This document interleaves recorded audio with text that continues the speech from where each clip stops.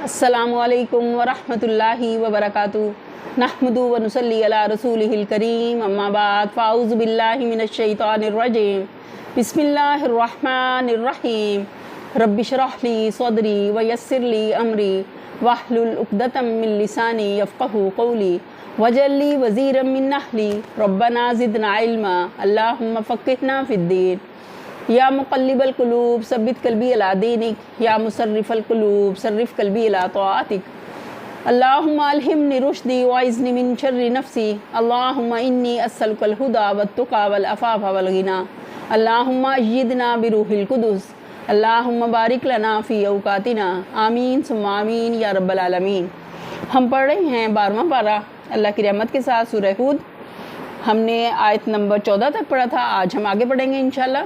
आऊज़ु बिल्लाहि मिनश शैतानिर रजीम बिस्मिल्लाहिर रहमानिर रहीम मा काना युरीदुल हयातद दुनिया मज़ीनतहा नुवफ़्फ़ी इलैहिम अअमालहुम फ़ीहा व हुम फ़ीहा ला युबख़सून।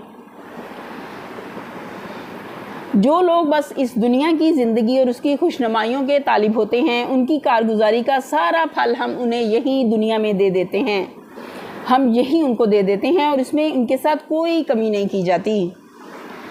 मतलब ये है, इस सिलसिले कलाम में ये बात इस मुनासबत से फरमाई गई कि कुरान की दावत को जिस किस्म के लोग इस ज़माने में रद्द कर रहे थे और आज भी रद्द कर रहे हैं, वो ज़्यादातर वही थे और हैं जिनके दिलो दिमाग पर दुनिया परस्ती छाई हुई है। अल्लाह के पैगाम को रद्द करने के लिए जो दलील या ज़ियाँ वो करते हैं, वो सब तो बात की चीज़ें हैं। पहली चीज़ जो इस इनकार का असल सबब है, वो उनके नफ्स का ये फ़ैसला है कि दुनिया और उसके मादी फ़ायदों से बालातर कोई शय काबिल कदर नहीं है, और ये कि इन फ़ायदों से मुतमत्ते होने के लिए उनको पूरी आज़ादी हासिल रहनी चाहिए। अगली आयत देखते हैं।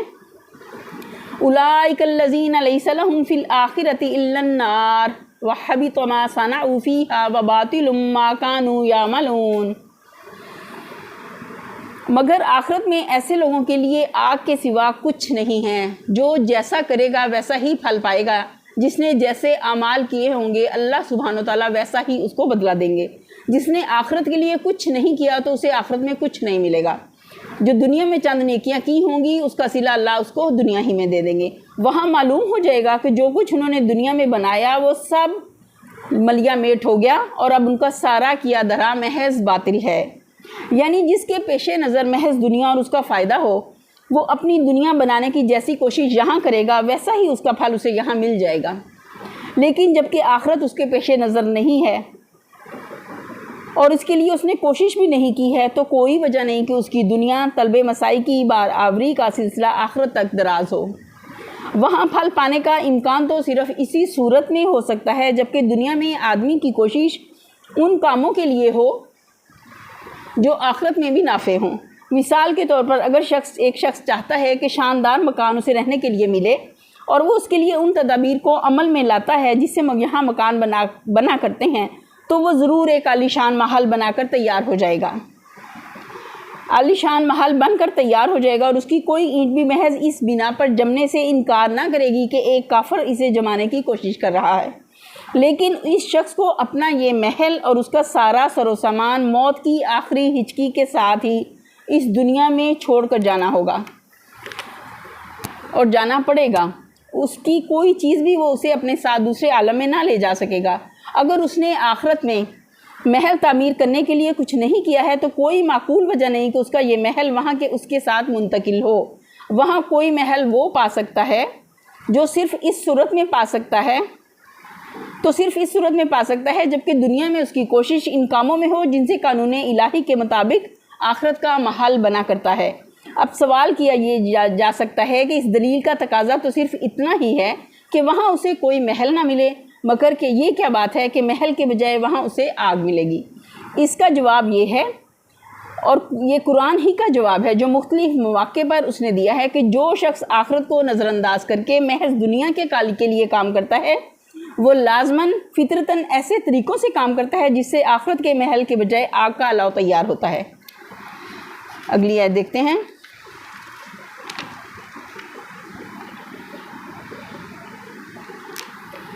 अफमन काना अला बय्यिनतिन मिर रब्बिही व यतलूहु शाहिदुम मिन्हु व मिन क़ब्लिही किताबु मूसा इमामन व रहमा उलाइका युमिनून बिही व मन यकफुर बिही मिनल अहज़ाबि फन्नारु मौइदुहु फला तकु फी मिर्यतिन मिन्हु इन्नहुल हक़्क़ु मिर रब्बिका वलाकिन्न अक्सरन नासि ला युमिनून। फिर भला वो शख्स जो अपने रब की तरफ से एक साफ शहादत रखता था, इसके बाद एक गवाह भी परवरदिगार की तरफ से इस शहादत की तायीद में आ गया और पहले मूसा की किताब रहनुमा और रहमत के तौर पर आई हुई थी मौजूद थी, क्या वो भी दुनिया परस्तों की तरह इससे इनकार कर सकता है? ऐसे लोग तो उस पर ईमान ही लाएंगे और इंसानी गुरोहों में से जो कोई इसका इनकार करे तो उसके लिए जिस जगह का वादा है वो दोज़ख है। बस ए पैगंबर सल्लल्लाहु अलैहि वसल्लम, तुम इस चीज़ की तरफ से किसी शक में ना पड़ना, ये हक़ है तुम्हारे रब की तरफ से, मगर अक्सर लोग जानते नहीं हैं, मानते नहीं हैं। यानी जिसको ख़ुद अपने वजूद में और ज़मीन व आसमान की साख्त में और कायनात के नज़्म व नस्क़ में इस अमर की खुली शहादत मिल रही थी कि इस दुनिया का खालक, मालिक, परवरदिगार और हाकिम फरमारवा सिर्फ़ एक खुदा है। और फिर इन्हीं शहादतों को देखकर जिसका दिल ये गवाही भी पहले ही दे रहा था कि इस ज़िंदगी के बाद कोई और ज़िंदगी ज़रूर होनी चाहिए जिसमें इंसान अपने खुदा को अपने अमाल का हिसाब दे और अपने किए की जज़ा सज़ा पाए। यानी कुरान जिसने आकर इस फितरी और अक़ली शहादत की ताकीद की और उसे बताया कि फ़िल हकीकत वही है जिसका निशान आफ़ाक़ो नफ्स के आसार में तूने पाया है। सिलसिले कलाम के लिहाज से इस आयत का मतलब ये है कि जो लोग दीनवी ज़िंदगी के ज़ाहरी पहलू पर और उसकी खुशनुमाइयों पर फरीफ्ता हैं, उनके लिए तो कुरान की दावत को रद्द कर देना आसान है, मगर वो शख्स जो अपनी हस्ती में और कायनात के निज़ाम में पहले से तौहीद व आखिरत की खुली शहादत पा रहा था, फिर कुरान ने आकर ठीक वही बात कही जिसकी शहादत वो पहले से अपने अंदर भी पा रहा था और बाहर भी, फिर उसकी मज़ीद तायद कुरान से पहले आई हुई किताब आसमानी में भी उसे मिल गई। आखिर वो किस तरह इतनी ज़बरदस्त शहादतों की तरफ आंखें बंद करके इन मुनकरीन का हम नवा हो सकता है? इस इरशाद से ये साफ मालूम होता है कि नबी सल्लल्लाहु अलैहि वसल्लम कुरान नज़ूल कुरान से पहले ईमान बिल गायब की मंजिल से गुज़र चुके थे। जिस तरह सूरह इनाम में हज़रत इब्राहीम के मुतालिक बताया गया है कि वो नबी होने से पहले आसारे कायनात के मुशाहदे से तौहीद की मारिफत हासिल कर चुके थे। इसी तरह ये आयत साफ बता रही है कि नबी सल्लल्लाहु अलैहि वसल्लम ने भी गौर व फ़िक्र से इस हकीकत को पा लिया था और उसके बाद कुरान ने आपको हकीकत का हकीकत की बराह रास्त आकर जैसे ख़बर दे दी, उसकी आपने ना सिर्फ तस्दीक व तौसीक की बल्कि आपको उसका इल्म भी अता कर दिया गया। वमन अज़लमु मिम्मन इफ्तरा अलल्लाहि कज़िबा उलाइका युरदूना अला रब्बिहिम व यक़ूलुल अशहादु हाउलाइल्लज़ीना कज़बू अला रब्बिहिम अला लअनतुल्लाहि अलल ज़ालिमीन। और उस शख्स से बढ़कर जालिम और कौन होगा जो अल्लाह पर झूठ गढ़े। ऐसे लोग अपने रब के हुजूर पेश होंगे और गवाह शहादत देंगे कि ये हैं वो लोग जिन्होंने अपने रब पर झूठ गढ़ा था। सुनो, अल्लाह की लानत है जालिमों पर। यानी ये कहे कि अल्लाह के साथ खुदाई और इस्तिहकाके बंदगी में दूसरे भी शरीक हैं, या ये कहे कि अल्लाह को अपने बंदों की हदायत व ज़लालत से कोई दिलचस्पी नहीं है और उसने कोई किताब और कोई नबी हमारी हदायत के लिए नहीं भेजा है, बल्कि हमें आज़ाद छोड़ दिया है कि जो ढंग चाहें अपनी ज़िंदगी के लिए इख्तियार कर लें। या ये कहे कि अल्लाह ने हमें यूं ही खेल के तौर पर पैदा किया और यूं ही हमको ख़त्म कर देगा, कोई जवाबदेही हमें उसके सामने नहीं करनी है और कोई जज़ा सज़ा नहीं होनी है। ये आलम आखरत का बयान है कि वहाँ ये ऐलान होगा। अगली आयत है अल्लज़ीना यसुद्दूना अन सबीलिल्लाहि व यबगूनहा इवजा व हुम बिल आखिरति हुम काफिरून।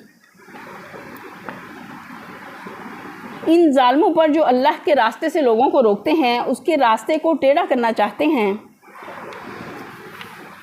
और आखिरत का इनकार करते हैं। یہ جملہ مترجہ ہے کہ جن ظالموں پر وہاں اللہ کی لعنت کا اعلان ہوگا وہی لوگ ہوں گے جو آج دنیا میں یہ حرکات کر رہے ہیں کہ یہ جیسے اللہ سے بے نیاز ہو کر اپنی زندگی گزار رہے ہیں، یعنی وہ سیدھی راہ کو جو ان کے سامنے پیش کی جا رہی ہے پسند نہیں کرتے اور چاہتے ہیں کہ یہ راہ کچھ ان کی خواہشات نفس اور ان کے جاہلانہ تعصبات اور ان کے اوہام و تخیلات کے مطابق ٹیڑھی ہو جائے تو وہ اسے قبول کر لیں، کہ جہاں انہیں ان کے نفس پر زد پڑتی ہے وہاں وہ قربانی دینے کے لیے تیار نہیں ہوتے اور اپنی من مرضیاں کرنا چاہتے ہیں۔ تو ایسے لوگ جو اپنی من مرضی کرنا چاہے اس کے لیے آخرت میں کوئی حصہ نہیں، اللہ کے پاس اس کے لیے کوئی معاوضہ نہیں۔ اولئک لم یکونوا معجزین فی الارض وما کان لهم من دون اللہ من اولیاء یضاعف لهم العذاب ما كانوا یستطیعون السمع وما كانوا یبصرون۔ وہ زمین میں اللہ کو بے بس کرنے والے نہ تھے اور نہ اللہ کے مقابلے میں کوئی ان کا حامی تھا، انہیں اب دوہرا عذاب دیا جائے گا، وہ نہ کسی کی سن ہی سکتے ہیں اور نہ خود ہی انہیں کچھ سوچتا ہے۔ یہ پھر عالم آخرت کا بیان ہے۔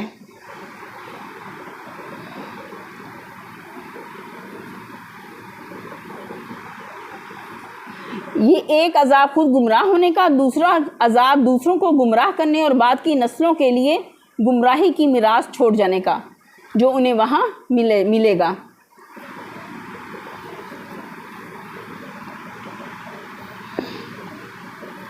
اولئک الذین خسروا انفسهم وضل عنهم ما كانوا یفترون۔ یہ وہ لوگ ہیں جنہوں نے اپنے آپ کو خود گھاٹے میں ڈالا اور وہ سب کچھ ان کے سامنے ان سے کھویا گیا جو انہوں نے گھڑ رکھا تھا، یعنی وہ سب نظریات ہوا ہو گئے جو انہوں نے اللہ اور کائنات اور اپنی ہستی کے متعلق گھڑ رکھے تھے، وہ سب بھروسے بھی جھوٹے ثابت ہوئے جو انہوں نے اپنے معبودوں اور سفارشیوں اور سرپرستوں پر رکھے تھے، اور وہ قیاسات بھی غلط نکلے جو انہوں نے زندگی بعد موت کے بارے میں قائم کیے تھے۔ لا جرم انہم فی الآخرۃ ہم الاخسرون۔ ناگزیر ہے کہ وہی آخرت میں سب سے بڑھ کر گھاٹے میں رہیں گے۔ ان الذین آمنوا وعملوا الصالحات واخبتوا الی ربہم اولئک اصحاب الجنہ ہم فیہا خالدون۔ رہے وہ لوگ جو ایمان لائے اور جنہوں نے نیک عمل کیے اور اپنے رب ہی کے ہو کر رہے، تو یقیناً وہ جنتی لوگ ہیں اور جنت میں وہ ہمیشہ رہیں گے۔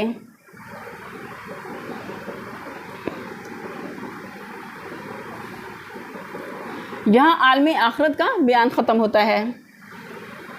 مثل الفریقین کالاعمی والاصم والبصیر والسمیع هل یستویان مثلا افلا تذکرون۔ ان دونوں فریقوں کی مثال ایسی ہے جیسے ایک آدمی تو ہو اندھا بہرا اور دوسرا ہو دیکھنے اور سننے والا، کیا یہ دونوں یکساں ہو سکتے ہیں؟ کیا اس مثال سے کوئی سبق نہیں لیتے؟ یعنی کیا ان دونوں کا طرز عمل اور آخر کار دونوں کا انجام یکساں ہو سکتا ہے؟ ظاہر ہے جو شخص نہ خود راستہ دیکھتا ہے اور نہ کسی ایسے شخص کی بات ہی سنتا ہے جو اسے راستہ بتا رہا ہو، وہ ضرور کہیں ٹھوکر کھائے گا اور کہیں کسی سخت حادثے سے دوچار ہوگا۔ برخلاف اس کے جو شخص خود بھی راستہ دیکھ رہا ہے اور وہ کسی واقف راہ کی ہدایات سے بھی فائدہ اٹھاتا ہے، وہ ضرور اپنی منزل پر باسلامت پہنچ جائے گا۔ بس یہی فرق ان لوگوں کے درمیان بھی ہے جن میں سے ایک اپنی آنکھوں سے بھی کائنات میں حقیقت کی نشانیوں کا مشاہدہ کرتے ہیں اور اللہ کے بھیجے ہوئے رہنماؤں کی بات بھی سنتے ہیں، اور دوسرا نہ خود اپنے لیے اپنی آنکھیں کھلی رکھتا ہے کہ اللہ کی نشانیاں اسے نظر آئیں اور نہ پیغمبروں کی بات ہی سن کر دیتا ہے۔ کیوں کر ممکن ہے کہ زندگی میں ان دونوں کا طرز عمل یکساں ہو، اور پھر کیا وجہ ہے کہ آخرکار ان کے انجام میں فرق نہ ہو؟ اللہ نے صاف قرآن میں بتا دیا کہ عمل کرنے والے اور نہ کرنے والے برابر نہیں ہو سکتے۔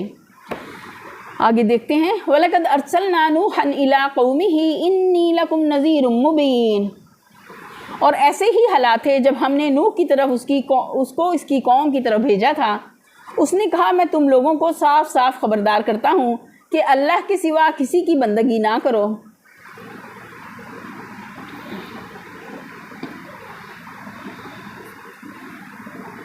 اللہ تعبدوا الا اللہ انی اخاف علیکم عذاب یوم علیم۔ اس نے کہا میں تم لوگوں کو صاف صاف خبردار کرتا ہوں کہ اللہ کے سوا کسی کی بندگی نہ کرو، ورنہ مجھے اندیشہ ہے کہ تم پر ایک روز دردناک عذاب آئے گا۔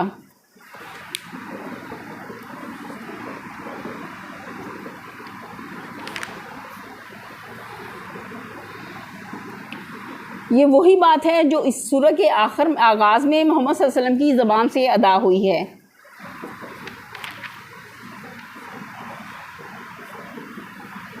فقال الملأ الذين كفروا من قومه ما نراك إلا بشرا مثلنا وما نراك اتبعك إلا الذين هم أراذلنا بادي الرأي وما نرى لكم علينا من فضل بل نظنكم كاذبين۔ جواب میں اس کی قوم کے سرداروں نے کہا جنہوں نے اس کی بات ماننے سے انکار کیا تھا، بولے ہماری نظر میں تو تم اس کے سوا کچھ نہیں ہو کہ بس ایک انسان ہو ہم جیسے، اور ہم دیکھ رہے ہیں کہ ہماری قوم میں سے بس ان لوگوں نے جو ہمارے ہاں اراذل تھے، جیسے کمتر لوگ تھے، بے سوچے سمجھے تمہاری پیروی اختیار کر لی ہے، اور ہم کوئی چیز بھی ایسی نہیں پاتے جس میں تم لوگ ہم سے کچھ بڑے ہوئے ہو، بلکہ ہم تو تمہیں جھوٹا سمجھتے ہیں۔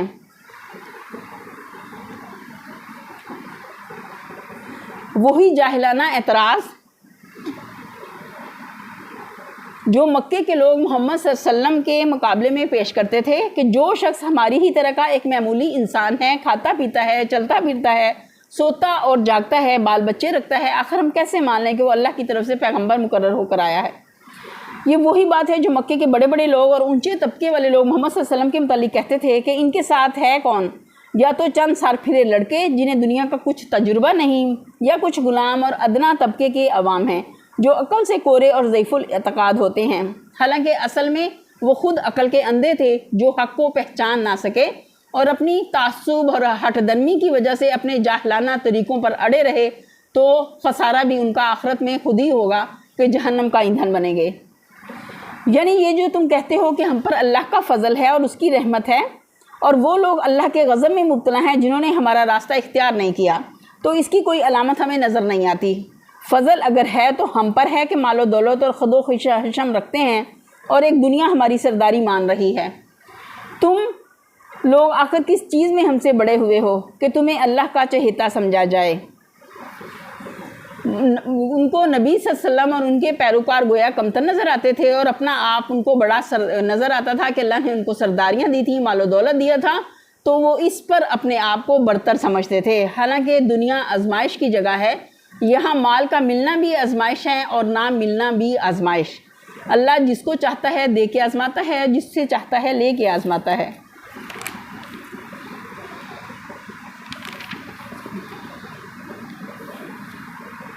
قال یا قوم ارأیتم ان کنت علی بینۃ من ربی وآتانی رحمۃ من عندہ فعمیت علیکم انلزمکموہا وانتم لہا کارہون۔ اس نے کہا اے برادران قوم، ذرا سوچو تو صحیح، اگر میں اپنے رب کی طرف سے ایک کھلی شہادت پر قائم تھا اور پھر اس نے مجھ کو اپنی خاص رحمت سے بھی نواز دیا، مگر وہ تم کو نظر نہ آئی، تو آخر ہمارے پاس کیا ذریعہ ہے کہ تم ماننا نہ چاہو اور ہم زبردستی اس کو تمہارے ساتھ چپک دیں؟ یہ وہی بات ہے جو ابھی پچھلے رکوع میں محمد صلی اللہ علیہ وسلم سے کہلوائی جا چکی ہے کہ پہلے میں خود آفاق النفس میں اللہ کی نشانیاں دیکھ کر توحید کی حقیقت تک پہنچ چکا تھا، پھر اللہ نے اپنی رحمت یعنی وحی سے مجھے نوازا اور ان حقیقتوں کا براہ راست علم مجھے بخش دیا جن پر میرا دل پہلے سے گواہی دے رہا تھا۔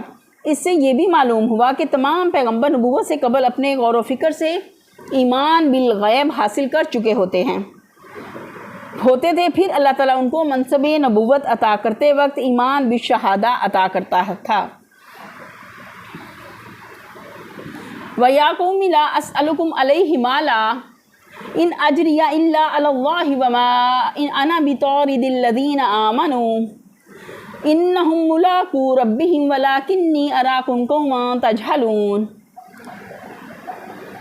اور اے برادران قوم، میں اس کام پر تم سے کوئی مال نہیں مانگتا، میرا اجر تو اللہ کے ذمے ہے، اور میں ان لوگوں کو دھکے دینے سے بھی رہا جنہوں نے میری بات مانی ہے، اور وہ آپ رب کے حضور جانے والے ہیں، مگر میں دیکھتا ہوں کہ تم لوگ جہالت برت رہے ہو۔ یعنی میں ایک بے غرض ناصح ہوں، اپنے کسی فائدے کے لیے نہیں بلکہ تمہارے ہی بھلے کے لیے یہ ساری مشقتیں اور تکلیفیں برداشت کر رہا ہوں۔ تم کسی ایسے ذاتی مفاد کی نشاندہی نہیں کر سکتے جو اس امر حق کی دعوت دینے اور اس کے لیے جان توڑ محنتیں کرنے اور مصیبتیں جھیلنے میں میرے پیش نظر ہو۔ یعنی جن کی قدر و قیمت جو کچھ بھی ہے وہ ان کے رب کو معلوم ہے، اور اسی کے حضور جا کر وہ کھلے گی۔ اگر یہ قیمتی جواہر ہیں تو میرے اور تمہارے درمیان پھینک دینے سے پتھر نہ ہو جائیں گے، اور اگر یہ بے قیمت پتھر ہیں تو ان کے مالک کو اختیار ہے کہ انہیں جہاں چاہے پھینکے۔ وَيَا قَوْمِ مَن يَنصُرُنِي مِنَ اللَّهِ إِن طَرَدتُّهُمْ أَفَلَا تَذَكَّرُونَ۔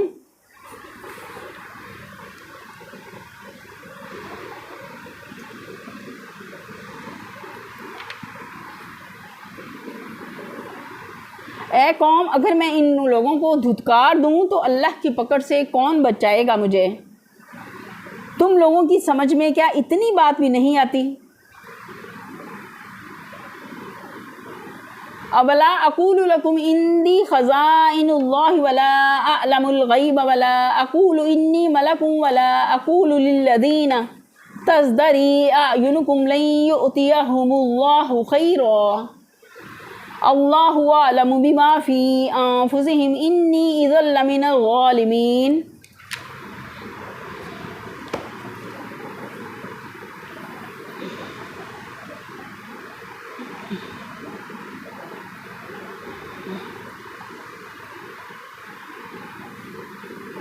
اور میں تم سے نہیں کہتا کہ میرے پاس اللہ کے خزانے ہیں، نہ یہ کہتا ہوں کہ میں غیب کا علم رکھتا ہوں، نہ یہ میرا دعویٰ ہے کہ میں فرشتہ ہوں، اور میں یہ بھی نہیں کہہ سکتا کہ جن لوگوں کو تمہاری آنکھیں حقارت سے دیکھتی ہیں انہیں اللہ نے کوئی بھلائی نہیں دی، ان کے نفس کا حال اللہ ہی بہتر جانتا ہے، اگر میں ایسا کہوں تو ظالم ہوں گا۔ اس بات کا جواب ہے جو مخالفین نے کہی تھی کہ ہمیں تو بس اپنے ہی جیسے ایک انسان تم نظر آتے ہو۔ اس پر حضرت نوح فرماتے ہیں کہ واقعی میں ایک انسان ہی ہوں، میں نے انسان کے سوا کچھ اور ہونے کا دعویٰ کب کیا تھا کہ مجھ پر تم اعتراض کرتے ہو؟ میرا دعویٰ جو کچھ ہے وہ تو صرف یہ ہے کہ اللہ نے مجھے علم و عمل کا سیدھا راستہ دکھایا ہے، اس کی آزمائش تم جس طرح چاہو کر لو، مگر اس دعوے کی آزمائش کا آخر یہ کون سا طریقہ ہے کہ کبھی تم مجھ سے غیب کی خبریں پوچھتے ہو اور کبھی ایسے عجیب مطالبے کرتے ہو کہ گویا اللہ کے خزانوں کی ساری کنجیاں میرے پاس ہیں، اور کبھی اس بات پر اعتراض کرتے ہو کہ میں انسانوں کی طرح کھاتا پیتا اور چلتا پھرتا ہوں، گویا کہ میں نے فرشتہ ہونے کا دعویٰ کیا تھا۔ جس آدمی نے عقائد، اخلاق اور تمدن میں صحیح رہبری کا دعویٰ کیا ہے اس سے ان چیزوں کے متعلق جو چاہو پوچھو، مگر تم عجیب لوگ ہو جو اس سے پوچھتے ہو کہ فلاں شخص کی بھینس کیا جنے گی، نر یا مادہ؟ گویا انسانی زندگی کے صحیح اصول اخلاق و تمدن بتانے کا کوئی تعلق بھینس کے حمل سے بھی ہے کہ ایسی جاہلانہ باتیں کرتے تھے۔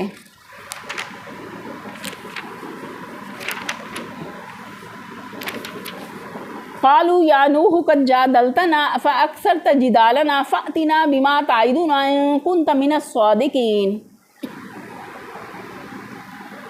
آخرکار ان لوگوں نے کہا کہ اے نوح، تم نے ہم سے بہت جھگڑا کر لیا، اب بس وہ عذاب لے آ جس کی تم ہمیں دھمکی دیتے ہو اگر تم سچے ہو۔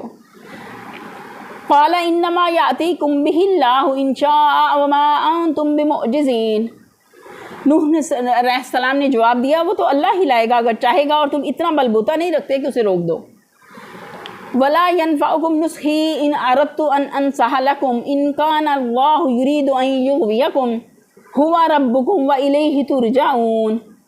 اب اگر میں تمہاری کچھ خیر خواہی کرنا بھی چاہوں تو میری خیر خواہی تمہیں کوئی فائدہ نہیں دے سکتی، جبکہ اللہ ہی نے تمہیں بھٹکا دینے کا ارادہ کر لیا ہو، وہی تمہارا رب ہے اور اس کی طرف تمہیں پلٹنا ہے۔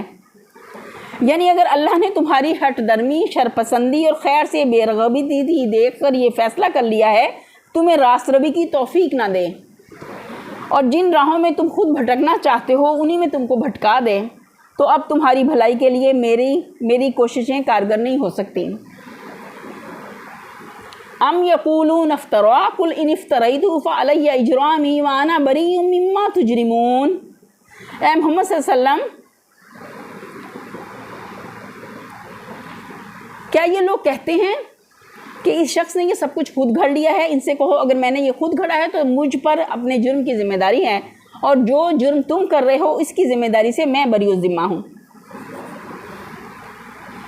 انداز کلام سے ایسا محسوس ہوتا ہے کہ نبی صلی اللہ علیہ وسلم کی زبان سے حضرت نوح کا یہ قصہ سنتے ہوئے مخالفین نے اعتراض کیا ہوگا کہ محمد صلی اللہ علیہ وسلم یہ قصے بنا کر اس لیے پیش کرتا ہے کہ انہیں ہم پر چسپاں کرے، جو چوٹیں وہ ہم پر براہ راست نہیں کرنا چاہتا ان کے لیے قصہ گھڑتا ہے اور اس طرح وہ ہم پر چوٹ کرتا ہے، لہٰذا سلسلے کلام توڑ کر ان کے اعتراض کا جواب اس فقرے میں دیا گیا۔